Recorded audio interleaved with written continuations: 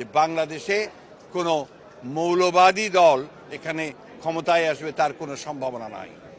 বাংলাদেশের 52 বছরের ইতিহাসে দেখা গেছে যে কখনোই কোনো মৌলবাদী দল তারা ক্ষমতায় আসতে পারেনি, বরঞ্চ তাদের যে শক্তি সেই শক্তি দিন দিন ক্ষীয়মান হয়ে এসেছে। ইনশাআল্লাহ আগামী বাংলাদেশ ইসলামী মৌলবাদীদের বাংলাদেশ, আগামী বাংলাদেশ কোরআন ও সুন্নাহর বাংলাদেশ, আগামী বাংলাদেশ এদেশের স্বাধীনতাকামী মানুষের বাংলাদেশ, আগামী বাংলাদেশ ধর্মীয় ব্যক্তিত্বের বাংলাদেশ, আগামী বাংলাদেশ সাম্য, মানবিক মর্যাদা এবং ন্যায় বিচার প্রতিষ্ঠিত বাংলাদেশ, আগামী বাংলাদেশ হবে বৈষম্য বিরোধী বাংলাদেশ। আজকে ফখরুল সাহেব বলেছেন মৌলবাদীরা কোনোদিন ক্ষমতা আসে নাই, আসার সম্ভাবনা নেই। আমি ফখরুল সাহেবকে বলবো, আপনি মৌলবাদী হিসাবে মৌলবাদী বলে কাকে মিন করতে চান? কে মৌলবাদী? হিন্দু মৌলবাদী, খ্রিস্টান মৌলবাদী, বৌদ্ধ মৌলবাদী, না মুসলিম মৌলবাদী? ইসলামী মৌলবাদ জিন্দাবাদ, জিন্দাবাদ। ইসলামী মৌলবাদ জিন্দাবাদ, জিন্দাবাদ। ইসলামী মৌলবাদ জিন্দাবাদ, জিন্দাবাদ। আমরা ইসলামী মৌলবাদ বিশ্বাসী, আমি মুসলমান, আমার মূল ঠিক আছে, আমি মূলকে বাদ দিয়ে রাজনীতি করতে পারি না। 92% মুসলমানদের দেশে ইসলামী মূল্যবাদকে বাদ দিয়ে, ইসলামী মূল্যবোধকে বাদ দিয়ে কেউ কোনোদিন রাজনীতি করতে পারে নাই, পারবে না ইনশাআল্লাহ।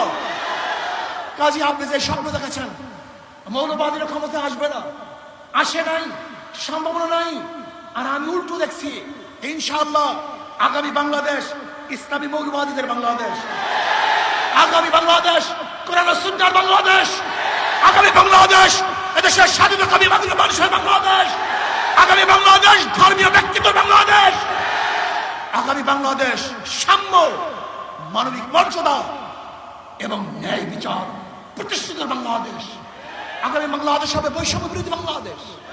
এখানে ধনী গরিব, শিক্ষিত মূর্খ, মুসলমান, হিন্দু, খ্রিস্টান, যে জেলে, তাঁতি, কামার, মজদুর, যেই সমস্ত ব্যক্তি যেখানে যেইভাবে শ্রম দেয় না কেন, প্রত্যেকের অধিকার বাস্তবায়নের বাংলাদেশ।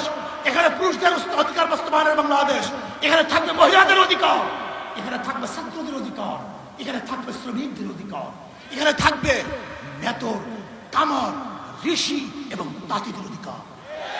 এই বাংলাদেশ সবার বাংলাদেশ, এখানে ভেদাভেদ থাকবে না, এখানে থাকবে না শেখ হাসিনার পুত্রকে সেই পদ্মা ব্রিজ দেখতে গিয়ে 1.5 ঘন্টার রাস্তা জ্যাম করার ইতিহাস বাংলাদেশ আর দেখতে চায় না। এখানে কোন প্রাইম মিনিস্টারের জন্য, কোন মন্ত্রীদের জন্য, বর্তমান উপদেষ্টা প্রধানের জন্য রাস্তা বন্ধ থাকবে, জনগণ কষ্ট করবে, এই বাংলাদেশ আমরা দেখতে চাই না। এরকম বাংলাদেশ আমরা চাই না। এখানে কে উপদেষ্টা, কে প্রাইম মিনিস্টার, কে প্রেসিডেন্ট, সবার জন্য রাস্তা সমান, সবার জন্য অধিকার সমান না।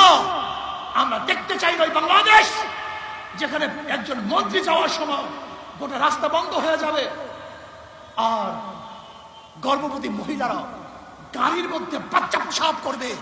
এই বাংলাদেশ আমরা দেখতে চাই না।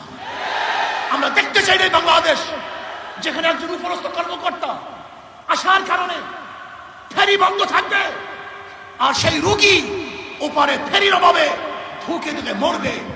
এই বাংলাদেশ আমরা দেখতে চাই না।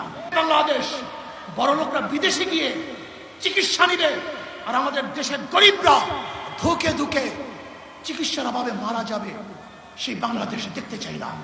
আমি দেখতে চাই না সেই বাংলাদেশ কেউ থাকবে 10 তলায়, কেউ থাকবে নিচতলায়, না, কেউ খাবে কেউ খাবে না, তা হবে না, তা হবে না। কেউ পড়বে কেউ পড়বে না, কেউ পরিধান করবে কেউ পরিধান করবে না, কেউ গোশ খাবে কেউ মাছ খাবে, আর কেউ না খেয়ে থাকবে। সেই বাংলাদেশ আমরা দেখতে চাই না। খাবো সবাই একত্রিত হয়ে খাবো, শান্তি সুখ করবো সবাই একত্রিত হয়ে শান্তি সুখ করবো, দুঃখ কষ্ট থাকবো তো সবাই দুঃখ কষ্ট একসাথে থাকবো, আরামায়েশ করবো সবাই একই সাথে আরামায়েশ করবো। আমরা চাই বাংলাদেশের প্রত্যেক নাগরিক সমান অধিকার ভোগ করবে, তারা শান্তিতে বসবাস করবে।